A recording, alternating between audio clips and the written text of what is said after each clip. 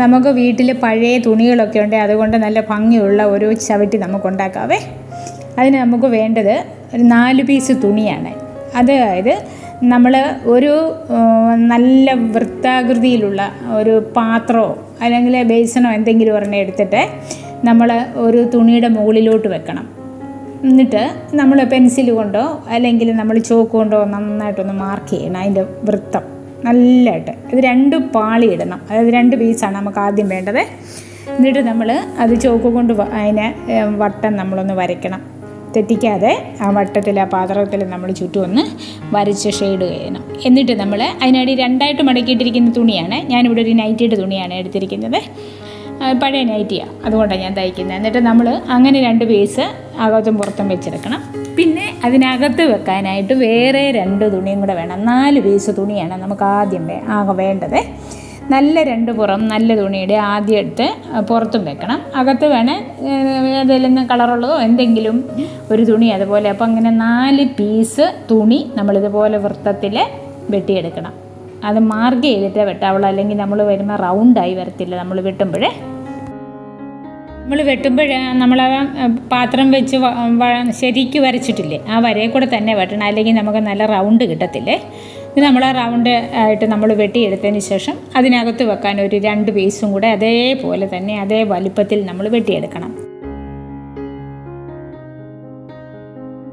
വെട്ടിയെടുത്ത് നമ്മൾ മാറ്റി വെക്കുക. എന്നിട്ട് നമുക്ക് അതിനെ ആ ചുറ്റും ഒരു ബോർഡർ പിടിപ്പിക്കണം. അതിന് വേണ്ടി ഒരു കളറുള്ള തുണി എടുത്തോണം, അല്ലെ ഏതാണ് നമ്മുടെ വീട്ടിലുള്ള പഴയ തുണി, ഏതെങ്കിലും സാരിയുടെയൊക്കെ വല്ല മുറിച്ച ഭാഗമൊക്കെ ഉണ്ടെങ്കിൽ അതൊക്കെ നമുക്ക് എടുക്കാം. എടുത്തിട്ട് നമ്മൾ ഒരു ബോർഡർ തയ്ക്കാൻ ഒരേ വീതിയിൽ അതിന് ചുറ്റും ആ വൃത്തത്തിന് ആവശ്യമായ ചുറ്റളവ് എത്രയാണോ അത്രയും നമ്മളത് വെട്ടിയെടുക്കണം. വെട്ടിയെടുത്തിട്ട് നമ്മളത് കൂട്ടി യോജിപ്പിച്ചതിന് ശേഷം നമ്മൾ ഈ 4 പീസും കൂടെ വെച്ച് നല്ല പുറത്ത് വെച്ച് അടിക്കണം.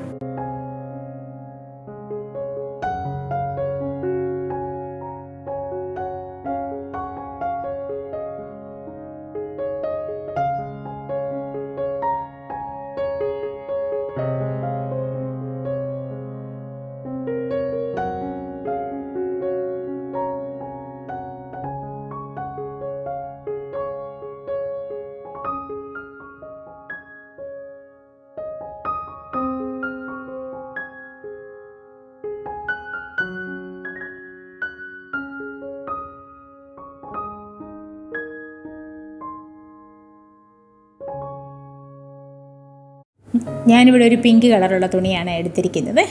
അത് 2ആയിട്ടും മടക്കിയിട്ട് നമ്മളിത് ഈ റൗണ്ടിന് ചുറ്റും നമ്മളത് വെച്ച് പിടിപ്പിക്കുവാണ്. വെച്ച് തയ്ച്ചടിച്ചതിന് ശേഷം നമ്മൾ 4 പീസും ഉണ്ട്. ഇപ്പോൾ ആ 4 പീസും കൂടെ ഒന്ന് ചേർത്ത് വെച്ച് നമ്മൾ ആ ബോർഡർ തയ്ക്കാൻ പോവാണേ. എന്നിട്ട് തയ്ച്ചിട്ട് അതൊന്ന് മടക്കി അടിക്കുകയും കൂടി ചെയ്യണം. അടിക്കുമ്പോൾ നമ്മൾ ആദ്യമേ ഈ പീസ് 2ഉം കൂടെ ചേർത്ത് വെച്ചതിന് ശേഷം ചുളുങ്ങാതെ വട്ടം നമ്മൾ ലൂസാക്കി കൊടുക്കണം. കൈ ലൂസാക്കി കൊടുത്തിട്ട് നമ്മളത് വട്ടത്തിൽ ഇങ്ങനെ അടിച്ചു വരണം. അടിച്ചു വരുമ്പോൾ ഒരേ വീതിയിൽ അടിച്ചോണം, അല്ലെങ്കിൽ ചിലപ്പോൾ പലയിടത്തും പല വീതിയായിപ്പോവും. മടക്ക് ശ്രദ്ധിച്ചോണം, ഒരേ വീതി മടക്കി നമ്മൾ വൃത്താകൃതിയിൽ നമ്മളിങ്ങനെ അടിച്ചു പോവാം.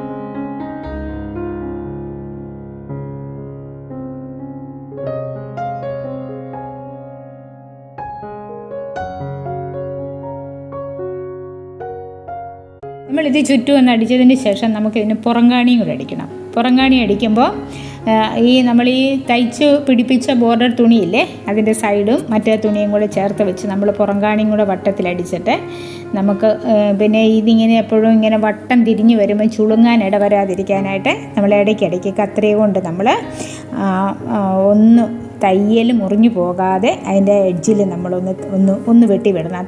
കത്രികയുടെ തുമ്പ് കൊണ്ടേ വെട്ടാവുള്ളേ, തയ്യൽ മുറിഞ്ഞു പോകരുത് നമ്മൾ തയ്ക്കുമ്പോൾ. അപ്പം നമുക്ക് വട്ടത്തിൽ നമ്മൾ തയ്ച്ച് വരുമ്പം ചുളുക്കം വരത്തില്ല.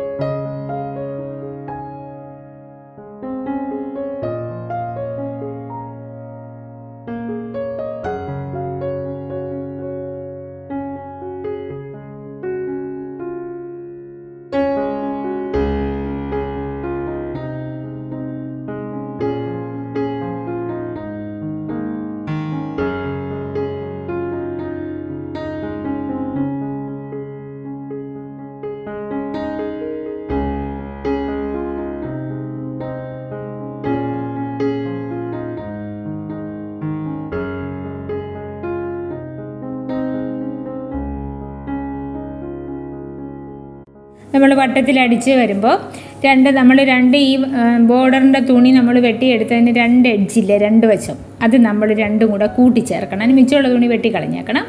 നമ്മൾ എന്നിട്ട് അത് രണ്ടും കൂടെ കൂട്ടി അടിച്ചതിന് ശേഷം എന്നിട്ട് വീണ്ടും അത് നിങ്ങൾക്ക് അതേപോലെ തന്നെ തയ്ക്കാൻ സാധിക്കുമോ, അല്ലെങ്കിൽ നമ്മളതിൻ്റെ തയ്യൽ എടുത്തിട്ട് വേണമെങ്കിൽ കൂട്ടിയടിക്കുക. കൂട്ടിയടിച്ചതിന് ശേഷം നമ്മൾ അതിൻ്റെ പുറമേ കൂടെ പുറംകാണി അടിക്കണം.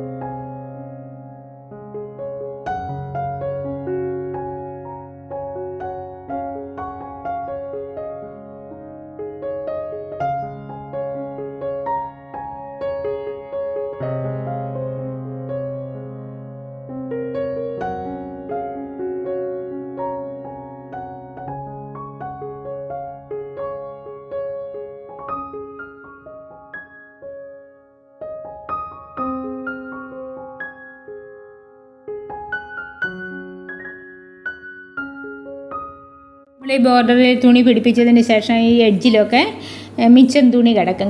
നമ്മൾ കണ്ടിച്ചതെല്ലാം കളയണേ, ഇതൊരു ഷേപ്പാക്കണം. അത് കണ്ടിച്ച് കളഞ്ഞതിന് ശേഷം വേണം നമ്മൾ മടക്കി അടിക്കാനേ. അല്ലെങ്കിൽ ചിലയിടത്ത് ഇങ്ങനെ തയ്യൽ തുമ്പ് ഇടുന്നതുകൊണ്ട് തുണി കുറേ മിച്ചം കാണും. അങ്ങനെയുള്ള അതൊക്കെ ഒന്ന് ഷേപ്പ് ചെയ്ത് അതൊക്കെ കണ്ടിച്ചതിന് ശേഷം നമ്മൾ പുറംകാണിയും കൂടെ അടിച്ച് കഴിയുമ്പോൾ നമുക്ക് നല്ല വൃത്താകൃതിയിലുള്ള ഒരു മാറ്റ് കിട്ടുവേ.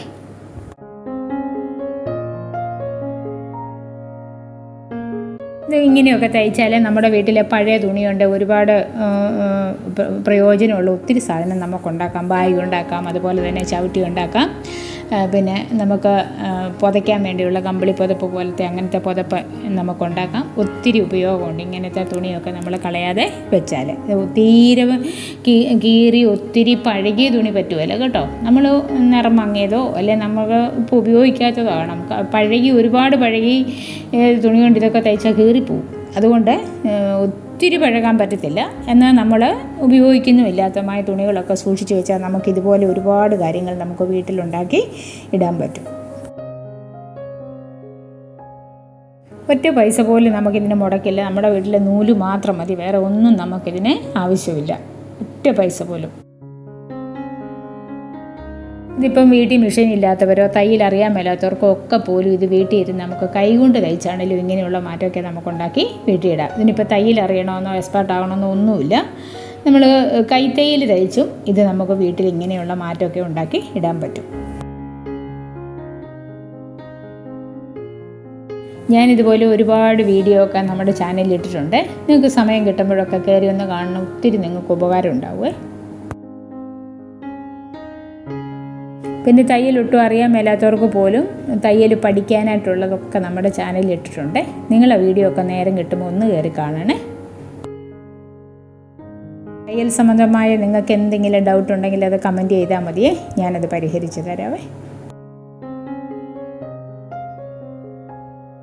നമ്മുടെ ചാനൽ ആദ്യമായിട്ടാണ് കാണുന്നവരെങ്കിൽ സബ്സ്ക്രൈബ് ചെയ്യാൻ മറക്കരുത്. ഒരു ലൈക്കും അടിച്ചേക്കണേ. അതുപോലെ നിങ്ങൾക്ക് ഞാൻ ചെയ്യുന്ന വീഡിയോ ഒക്കെ കറക്റ്റ് സമയത്ത് കിട്ടാനായിട്ടേ നിങ്ങൾ ആ നോട്ടിഫിക്കേഷൻ ഒന്ന് ഓൺ ചെയ്തിടണേ.